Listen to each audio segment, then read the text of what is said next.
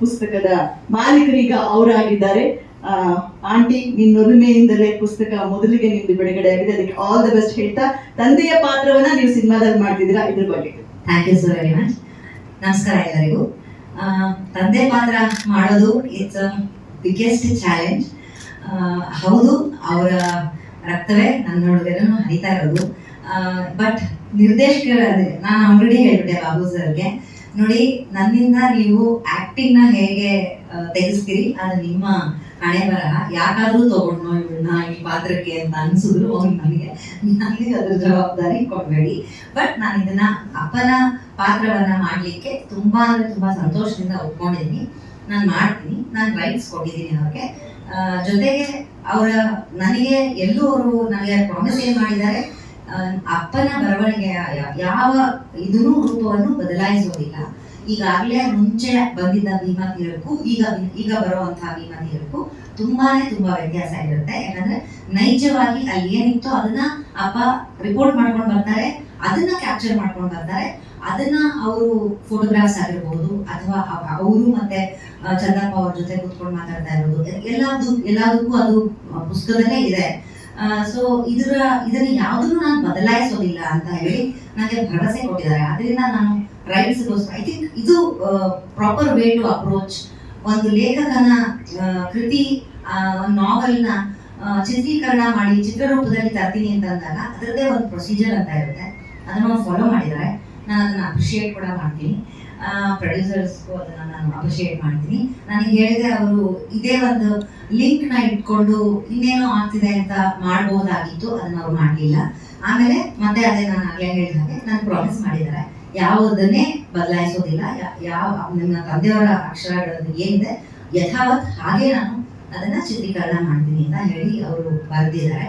ಇವರು ಆಗ್ಲೇ ಹೇಳಿದ್ರು, ನಾನು ಈಗ ತಾನೇ ವಿಜಯಪುರ ಹೋಗಿ 1 ವಾರ ಆಗಿದೆ, ನಾನು ಹೋಗಿದ್ದೆ. ನಾನು ಅಲ್ಲಿಂದ ಸೊನ್ನಾಗ್ ಹೋಗಕ್ಕೆ ನನಗೆ 29 ಕಿಲೋಮೀಟರ್ ಹೋಗಿತ್ತು. ನಾನು ಸೊನ್ನಾಗ್ ಹೋಗ್ಬಿಟ್ಟು ಅಲ್ಲಿ ನಾನು ಚಂದಪ್ಪ ಮತ್ತೆ ಇನ್ನ 2 ಕುಟುಂಬಗಳು, ಈಗಾಗಲೇ ಹೇಳಿದ ಹಾಗೆ 2 ಕುಟುಂಬಗಳನ್ನು ಭೇಟಿ ನೀಡಿ ಬರಬೇಕು ಅಂತ ಹೇಳಿ ಆಸೆಯಲ್ಲಿದ್ದೆ. ಕಾರಣಾಂತರಗಳಿಂದ ನಾನಲ್ಲಿ ಭೇಟಿ ನೀಡಕ್ ಆಗ್ಲಿಲ್ಲ. ಈ ಪ್ರೆಸ್ ಮೀಟ್ ನ ಚಂದಪ್ಪ ಮನೆಯವ್ರು ಏನಾದ್ರು ನೋಡ್ತಾ ಇದ್ರೆ ದಯವಿಟ್ಟು ಕ್ಷಮೆ ಕೇಳಿದ್ದೀನಿ. ಯಾಕಂದ್ರೆ ಅವ್ರು ನನಗೆ ಔತಣ ರೆಡಿ ಮಾಡಿಟ್ಕೊಂಡಿದ್ರು, ನನಗೋಸ್ಕರ ಅಡುಗೆ ರೆಡಿ ಮಾಡಿಟ್ಕೊಂಡಿದ್ರು, ಬಳಸ್ತೀನಿ ಬರ್ತಾರೆ ಅಂತ ತುಂಬಾ ಸಂತೋಷದಿಂದ ನನಗೋಸ್ಕರ ಕಾಯ್ತಾ ಇದ್ರು.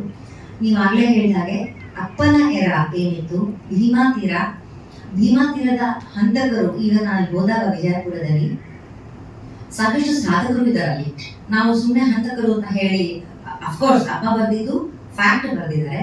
ಇವ್ರು ಹೇಳಿದ ಹಾಗೆ ಇನ್ನೂ ಅಲ್ಲಿ ಮೊದಲಿನ ತರ ಅಪ್ಪ ಯಾವಾಗ ಹೋಗಿ ಇದನ್ನ ರಿಪೋರ್ಟ್ ಮಾಡಿ ವರದಿ ಮಾಡಿ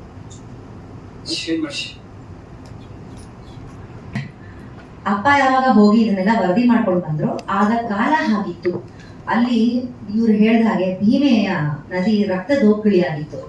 ಅದನ್ನ ಹೇಗಿತ್ತೋ ಅದನ್ನ ಅವ್ರನ್ನೇ ಭೇಟಿ ಮಾಡಿ ಅದನ್ನ ಅಕ್ಷರಶಃ ಒಂದು ತಪ್ಪಿನ ಮಾಹಿತಿ ಕೊಡದೆ ಬರೆದ್ರು. ಆಮೇಲೆ ಆ ಭೀಮಾ ತೀರದಲ್ಲಿ ಅಪ್ಪ ಕೂಡ ಒಬ್ಬ ಸದಸ್ಯರಾಗ್ಬಿಟ್ರು. ಫಸ್ಟ್ ಕರ್ಕೊಂಡು ಹೋಗಿದ್ದೆ ಅವ್ರನ್ನ ರೋಚಕವಾಗಿ ಕರ್ಕೊಂಡು ಹೋಗ್ತಾರೆ. ಅದನ್ನ ಅವರು ಚಿತ್ರೀಕರಣದಲ್ಲೂ ತೋರಿಸ್ತಾರೆ, ಪುಸ್ತಕದಲ್ಲೂ ಇದೆ. ಅದು ಬಿಟ್ರೆ ಅದರ ನಂತರ ಒಡನಾಟ ತುಂಬಾ ಹತ್ರ ಆಗ್ಬಿಡುತ್ತೆ ಭೀಮಾ ತೀರಕ್ಕೂ ಮತ್ತೆ ನಮ್ಮ ತಂದೆಗೂ. ಸೊ ಅವರು ಭೀಮಾ ತೀರದ ಒಂದು ಕುಟುಂಬವಾಗಿ ಅಪ್ಪ ಅಲ್ಲಿ ಒಳಗಡೆ ಸೇರ್ಕೊಳ್ತಾರೆ. ಸೊ ಒಳಗಿನ ಪ್ರತಿಯೊಂದು ಏನಂತೀರಿ ಅಲೆಯಾಗಿ ಅವರಿಗೆ ಗೊತ್ತು ಒಳಗಡೆ ಏನಾಗ್ತಿತ್ತು, ಏನ್ ಆಗ್ತಾ ಇದೆ, ಏನ್ ಆಗ್ಬಹುದು ಅನ್ನೋದೆಲ್ಲ ಆಗಿನ ಟೈಮಲ್ಲಿ ಇತ್ತು. ಹಂಗಿತ್ತು ಕೂಡ. ಇವ್ರು ಹೇಳಿದಾಗೆ ಒಂದು 60-70 ಇಂದ್ರಗಳು ಬಿದ್ದಿದ್ದಾವೆ, ರಕ್ತದ ಒಕ್ಕಳಿನೇ ಆಗಿದೆ ಅಂತ ನಾನು ಒಪ್ಕೊಳ್ತೀನಿ. ಬಟ್ ಈಗ ಆ ಭೀಮಾಕ್ಕೆ ನಾನು ಹೋದಾಗ, ಅಂದ್ರೆ ಮೊನ್ನೆ ನಾನು ಹೋದಾಗ ವಿಜಯಪುರಕ್ಕೆ, ಅಲ್ಲಿಯ ಜನರ ಒಂದು ಅಂದ್ರೆ ಭೀಮಾ ತೀರದ ಹಂತಕರು ನೆಕ್ಸ್ಟ್ ಭೀಮಾ ತೀರದ ಚಿಂತಕರು ಅಂತ ಆಗ್ಲಿ ಅನ್ನೋ ಒಂದು ಆಸೆ ನಾವು ವ್ಯಕ್ತಪಡಿಸ್ಕೋತಾರೆ. ಸೊ ಅದು ನಾನು ಮೆಚ್ತೀನಿ ಕೂಡ. ಅದು ಈಗ ಭಾಗಪ್ಪ ಮತ್ತೆ ರಕ್ತ ಅಲ್ಲಿಗೆ ಸಂಬಂಧಪಡುತ್ತೆ. ಭಾಗಪ್ಪ ಮೊನ್ನೆ ತಾನೇ ಕೊಲೆ ಆಗ್ತಾರೆ. ಸೊ ಇದೆಲ್ಲ ಇದ್ದಾಗ ಇದನ್ನ ಅವಾಗಿನ ಕಾಲಕ್ಕೂ ಈಗಿನ ಕಾಲಕ್ಕೂ ನಾನು ಹೋಲಿಸಲಾರೆ.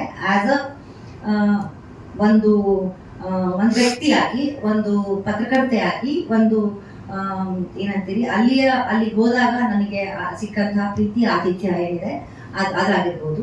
ಬಟ್ ರಕ್ತಪಾತ ನಿಂತೇ ಹೋಗಿದೆ, ಜಿದ್ದು ನಿಂತೇ ಹೋಗಿದೆ. ಅಲ್ಲಿಯವರೆಗೆ ಅಲ್ಲಿ ಇರೋದೇ 2 ಕುಟುಂಬದ ನಡುವೆನ ಸಂಘರ್ಷ. ಆ ಒಂದು ಎರಡನ್ನ ಅದು ಖಂಡಿತ ಈಗಲೂ ಇದೆ ಅಂತ ಮಾತಿದೆ. ಅಷ್ಟು ಅಪ್ಪನ ಒಡನಾಟ ಅಷ್ಟು ಅವರು ಇಟ್ಕೊಂಡಿರ್ಲಿಲ್ಲ. ಅಂದ್ರೆ ಭೀಮಾ ತೀರದ ಮಂದಿ ಜೊತೆಗೆ ಅವರಿಗೆ ಅಂದ್ರೆ ನಾನ್ ಬಂದಿದ್ದೀನಿ ಅಂತ ಗೊತ್ತಾದ್ಮೇಲೆ ಅವ್ರು ನನಗೆ ರೊಟ್ಟಿ ಚಟ್ನಿ ಎಲ್ಲ ಮಾಡಿ ಇಡ್ತಾ ಇರ್ಲಿಲ್ಲ, ಕಾಯ್ತಾ ಇರ್ಲಿಲ್ಲ. ಸೊ ಹೀಗಾಗಿ ಭೀಮಾ ತೀರ ಬದಲಾಗಿ ರಕ್ತದೋಕಳಿ ನಿಲ್ಲಲಿ, ಅದು ಒಂದು ಆಸ್ ಒಂದು ಏನಂದ್ರೆ ಚಿಂತಕರಾಗಿ ನಾನು ಯೋಚನೆ ಮಾಡ್ತೀನಿ. ಅದ್ ಬಿಟ್ರೆ ಕಂಪ್ಲೀಟ್ಲಿ ಪುಸ್ತಕದಲ್ಲಿ ಏನ್ ನಡೀತಿತ್ತು ಅದನ್ನ ನೈಜವಾಗಿ ತುಂಬಾ ಘೋರವಾಗಿ ತೋರಿಸ್ದೆ. ತುಂಬಾ ಇವರು ಸೂಕ್ಷ್ಮವಾದ ಡೈರೆಕ್ಟರ್, ಇವ್ರಿಗೆ ಗೊತ್ತು ಹೇಗೆ ಅದನ್ನ ತಗೊಂಡು ಹೋಗ್ಬೇಕು, ಹೇಗೆ ಜನಕ್ಕೆ ಅದನ್ನ ತಲುಪಿಸ್ಬೇಕು ಅನ್ನೋದು ಆ ಭರವಸೆ ನನಗೂ ಇದೆ. ಕ್ಯಾಪ್ ಹಾಕೊಂಡು ಅಥವಾ ಒಂದು ಸ್ಕ್ರಿಪ್ಟ್ ರೈಟರ್ ಆಗಿ ಒಂದು ಪೆನ್ ಹಿಡಿಯೋದಿದೆಯಲ್ಲ, ಅದನ್ನ ಹಿಡಿದು ಲಾಸ್ಟ್ ಪುಟ ನಿಂದಲ್ಲ ಎದ್ದು ಹೋಗು ಅಂತ ಹೇಳಿಸ್ಕೊಳ್ಳೋದಿದೆಯಲ್ಲ, ಅದು ತುಂಬಾ ಅಂದ್ರೆ ತುಂಬಾ ಅವಮಾನ ಜೊತೆಗೆ ನೋವು ಎರಡೂ ಹೌದು. ಶ್ರಮ ಅಷ್ಟು ಪುಟಗಳಲ್ಲಿದೆ. ಲಾಸ್ಟ್ ಪುಟಗಳಲ್ಲಿ ಮಾತ್ರ ಇಲ್ಲ ಇದು ಬದಲಾಗಬೇಕು ಅಂತಂದಾಗ ಒಂದು ರೈಟರು ಒಂದು ಡೈರೆಕ್ಟರ್ದು ವಿಷನೇ ಚೇಂಜ್ ಆಗ್ಬಿಡುತ್ತೆ. ಸೊ ಆ ಕ್ಯಾಪ್ನ ತೆಗೆದು ಅಂದ್ರೆ ಘೋಸ್ಟ್ ರೈಟರ್ ಅಂತ ಹೇಳ್ತೀವಲ್ಲ ಹಾಗೆ ಆ ದಿನಗಳನ್ನ ನೀವು ನೋಡಿದ್ರೆ ಎಲ್ಲೂ ನಿಮಗೆ ಆ ದಿನಗಳು ಕೂಡ based on crime. So crime ಬೇಸನ್ನ ಎಷ್ಟು ಚಂದ, ಎಷ್ಟು ಪ್ರೀತಿ ಕೂಡ ಅದರಲ್ಲಿ ತುಂಬಿ ಬರೆದಂತ ಬಾಬು ಅವ್ರಿಗೆ ಸಲ್ಬೇಕಾಗಿರೋ ಅಂತ ಒಂದು ಏನಂತೀರಿ ಕ್ರೆಡಿಟ್ ಅವ್ರಿಗೆ ಸಲ್ಲಿಲ್ಲ. ಅದ್ರ ಒಳಗಡೆ ಏನೇನಾಗಿದೆ ಅದು ನನಗೆ ಬೇಕಾಗಿಲ್ಲ. ಬಟ್ ಆದ್ರೆ ಈಗ ಕಂಪ್ಲೀಟ್ಲಿ ನಾನು ಅವ್ರ ಕೈಗೆ ಇದನ್ನ ವಹಿಸಿದ್ದೀನಿ. ಇದನ್ನ ಅವರು ಅಷ್ಟೇ ಚೆನ್ನಾಗಿ ಅದನ್ನ ನಿರ್ಮಾಣ ಮಾಡ್ತಾರೆ ಅಂತ ನಿರ್ದೇಶನ ಮಾಡ್ತಾರೆ ಅಂತ ಅನ್ನೋ ಭರವಸೆ ನನ್ನಲ್ಲಿದೆ. ನಾನು ಆಗ್ಲೇ ಹೇಳ್ದಾಗೆ ಮತ್ತೆ ಇದನ್ನ ಹೇಳ್ತೀನಿ, ಅಪ್ಪನ ಪಾತ್ರ ನಿಭಾಯಿಸೋದ್ರಲ್ಲಿ ನನಗೆ ತುಂಬಾ ಖುಷಿ ಇದೆ. ನನ್ನ ಕೈಯಲ್ಲಿ ಆ ತಾಕತ್ ಕೂಡ ಇದೆ ಅಂತ ನಾನು ನಂಬಿದ್ದೀನಿ. ನಾನು ಮಾಡ್ತೀನಿ.